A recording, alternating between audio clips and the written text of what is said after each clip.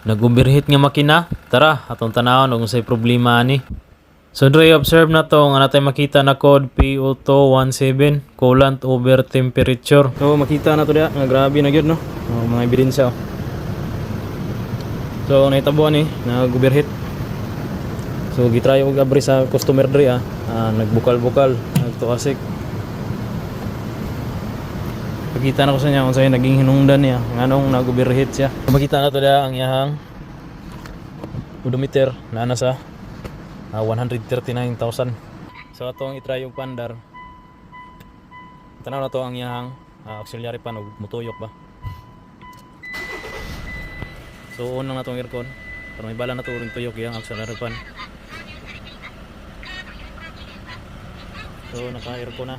So dapat mutuyok na yan auxiliary pan.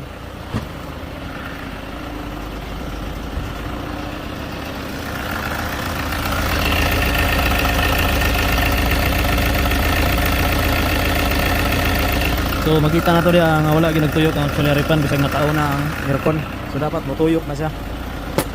So mo to inungdan. Inungdan nga nung nag-overheat ang atuang nag-overheat nga unit. Kay wala nagtuyok yang auxiliary fan. So mo to magpabugnaw sa tuang radiator.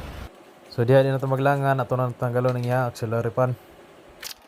So paglangay-langay ato na dayon ang ilisan og radiator fan motor. So bali duha ka radiator fan motor ang atong ilisan diha kay duha man ka buok nga wala ni tuyok. So muna na ato na nag-assemble diha ano. Balik na atong radiator. So kani muna na yang kahimtang ro no. So ato na pangugtan ng yang mga bolt. Kani sa duha tulo. Tapos pambalik na kani yang mga hose kani pati kani yang hose pati na. So kana pambalik na to na. So dria the truth of the moment na tadre pandaron natong unit aron makita nato kung maandar ang mga tuang radiator fan. So diha nakita na to nga nakauna na to ang aircon. So munawag lang sa tanan kay atong tanan ng tuang radiator fan ug nagtuyok na ba ni.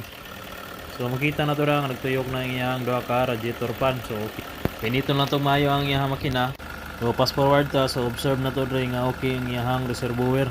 So makita na to nga wala na kusog nga pressure ang ato ang makina. So okay na siya. So thumbs up na to kay okay naman itong trabaho. Pwede na to ni-release sa customer. Salamat.